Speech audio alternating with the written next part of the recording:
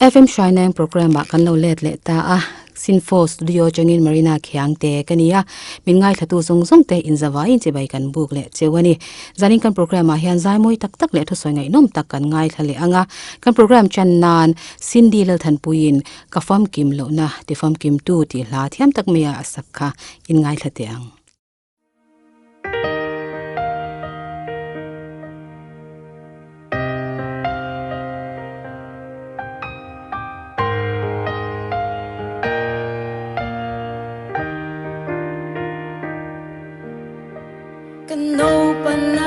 Rilru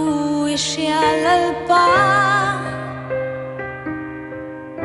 thei to pa ma ngai che tu ma ila mita kam hu benga ka sia te ya isu I kong la ka min shwai peng chi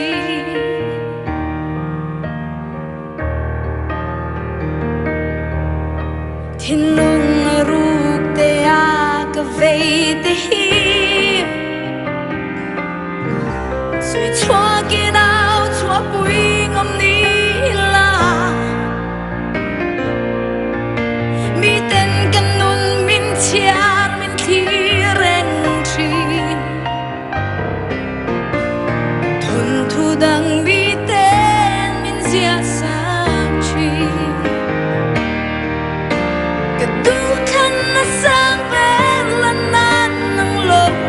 Nghe ông choa Cần nun na tir to khen nga she tu chu Tu than tur pakhat chau po nei la Nang ka thang ngang che ka la isu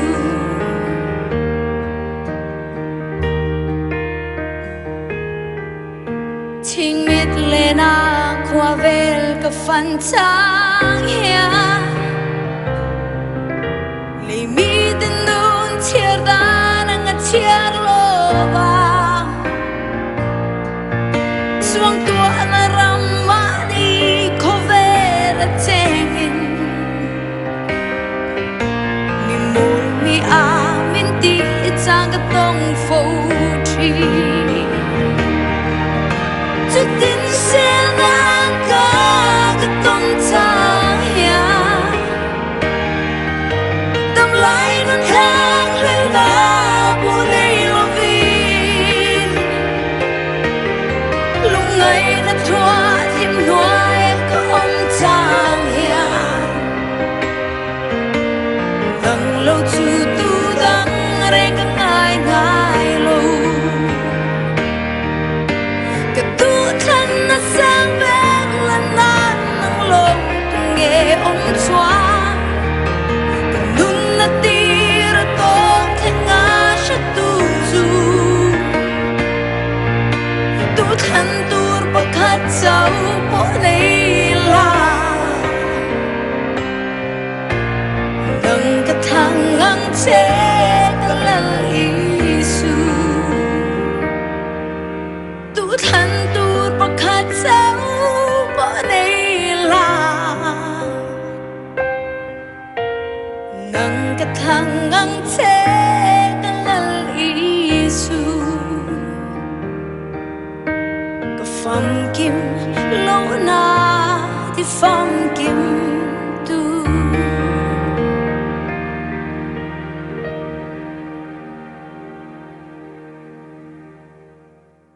Kan program dot lia chuan Zaipawl zai kan ngai thave thunga nga Mizoram Synod choir 10 ka enna ti hla anrem kha in ngai thale te ang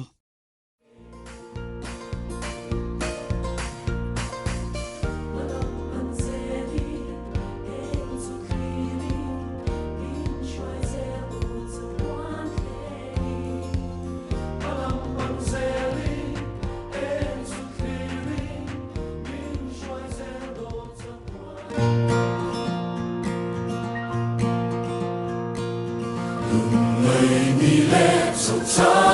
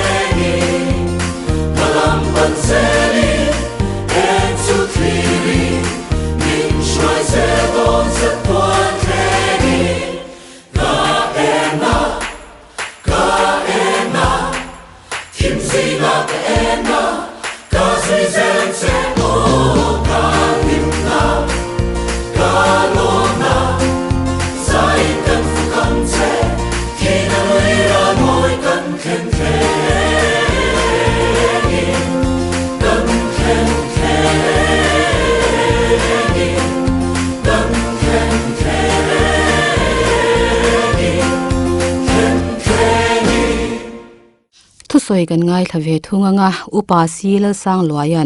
Malsawmna kan don te hi engtin nge kan hman thin ti thupuya nein pathian thu cha asoi lo ngai thang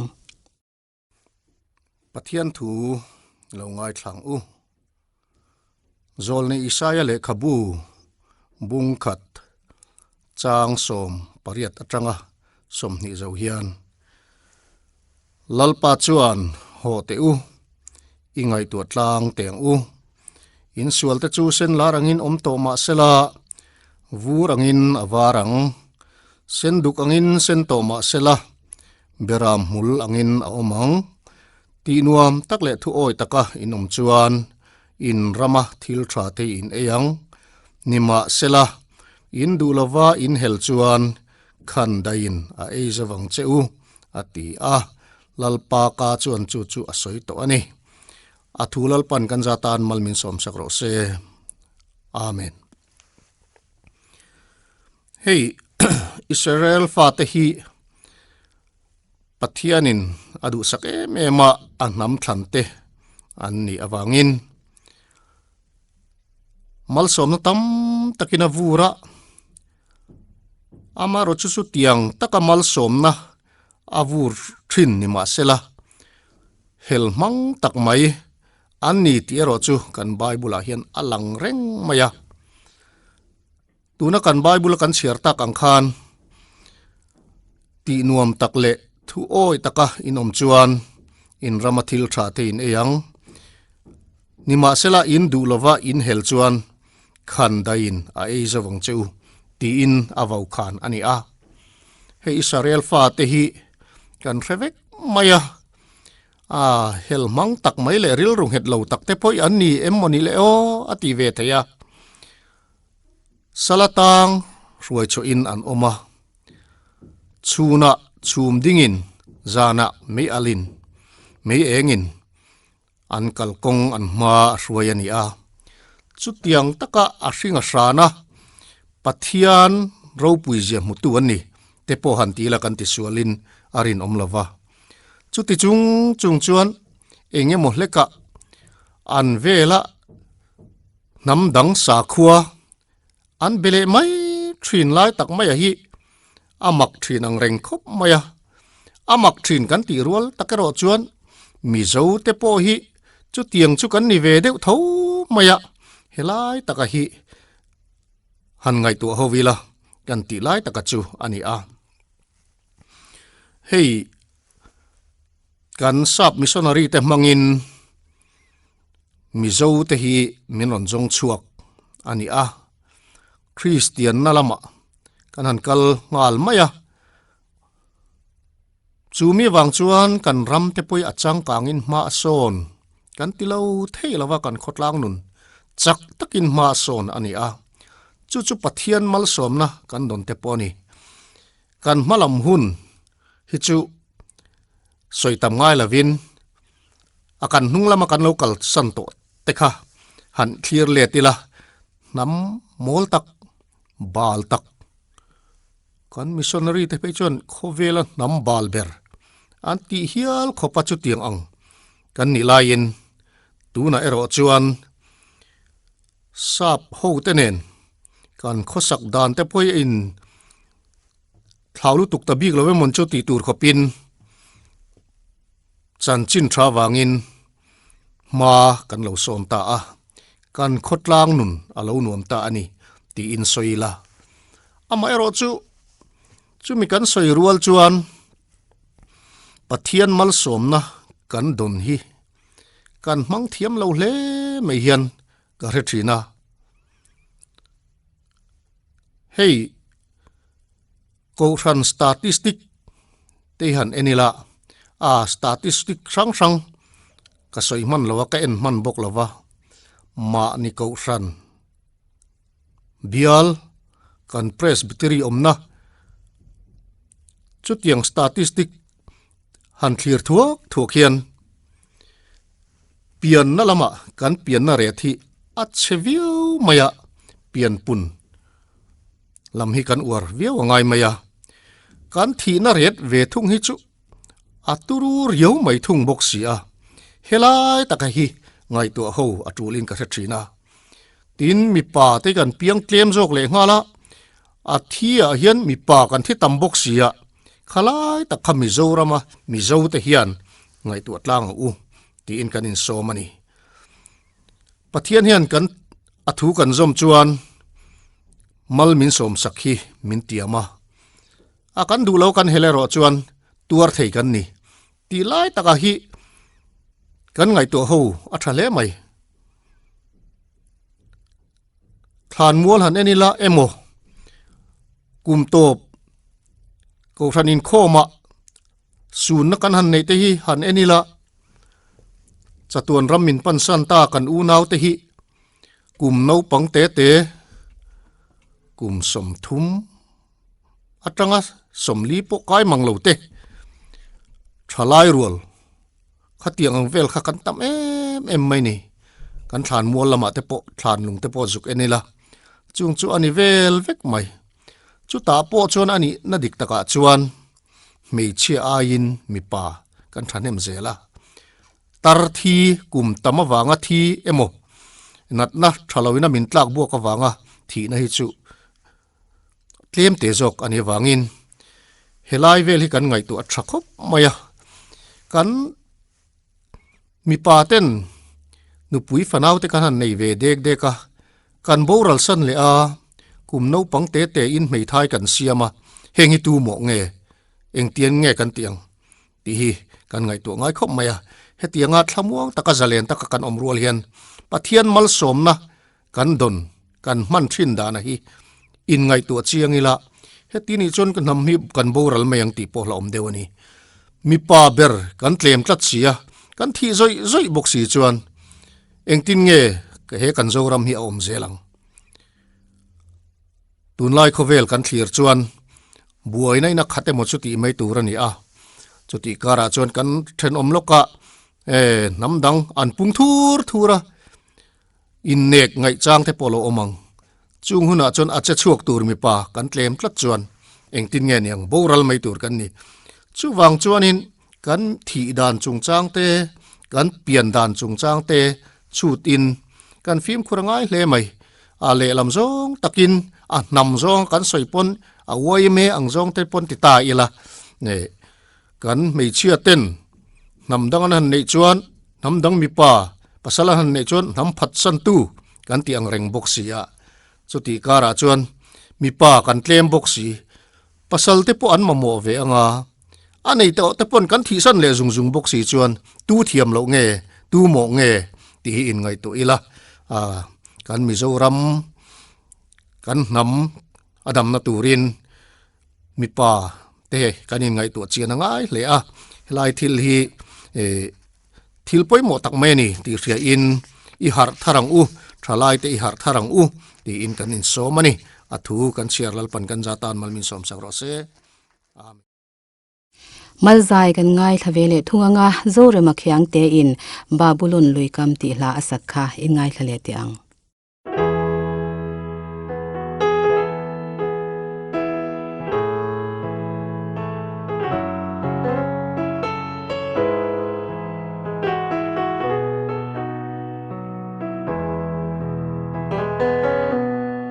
Babulon luikam ma truin Israel faten an tring trangan banga Sala shuai tu ten lim na la satura angen lai kha Mizoram ma engtin ngelal pala kan sak theyang phak nari mo zong po achuai zong ta kan Zoram dung le wang hit thirin tharau malso ruat tui kan ngai ani Zion lamoi le tring trăng za ri ten mua lan lia meke kan per khuang tui pui kam ma bangin zaya chole mitin reng te thin lai yang ui zo ta namma chuan imi te kan limakan lom le theina I tharau kan chunga tirin ming ti har thar le ta che lalpa kan ngaye kan don kirin tharau partla lim zai kan vor lagi ka Lai ni rei po ning lâu ten lal phak zaya lamin kan le he le ya ma chu ti ang lohna sang kan san chuan van ro pui na chu eng ang tak ni ang mo namma chuan imi te kan limakan lom le theina I tharau kan chunga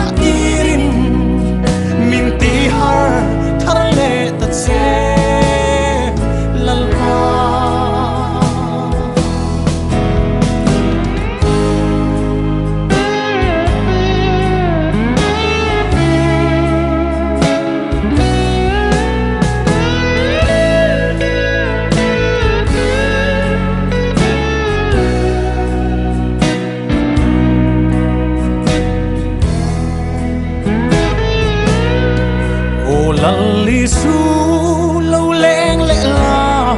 cắn gì ngã hiền một hữu tê cai har hồ y mang ngày tươi bùi phон tê chua thìn lung tinh buồn har lệ xe lang tin na sual kul bui te tria tin puar te phela mei ang in kan thin lung hi ka phai ho nang ma a chuan i mi te kan lim ma kan lom le theina i tharau kan chung na tirin min ti har thar le ta che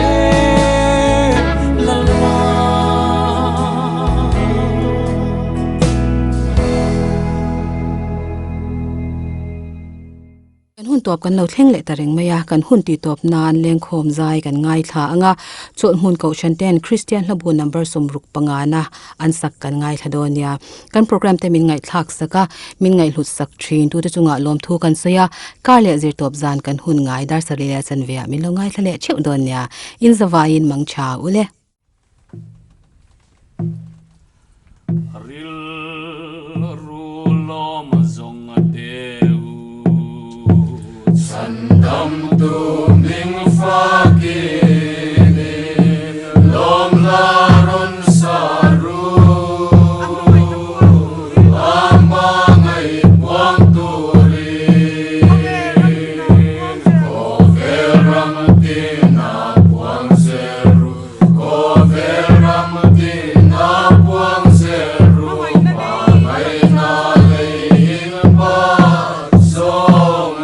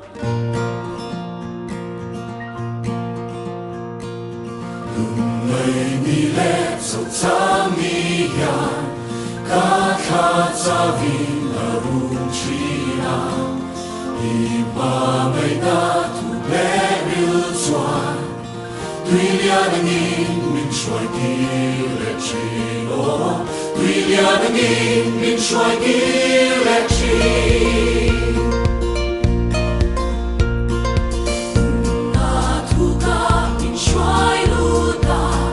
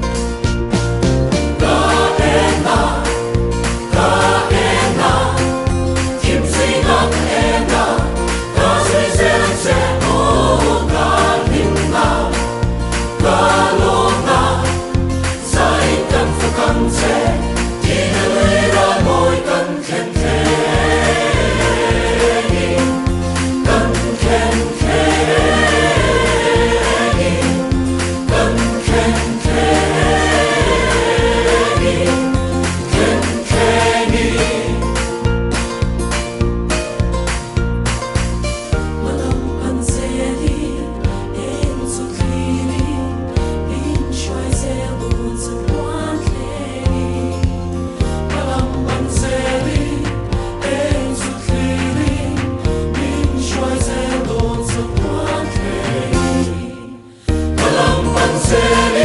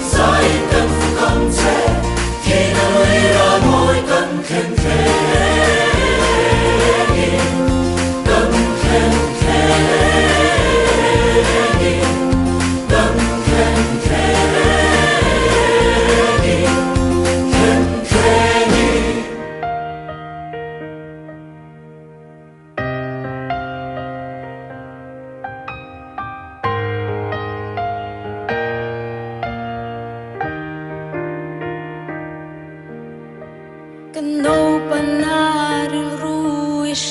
lalpa Thei to pa ma ngai che tu ma ila Mita kam hu benga ka shia te ya Isu I kong la ka min shwai peng chi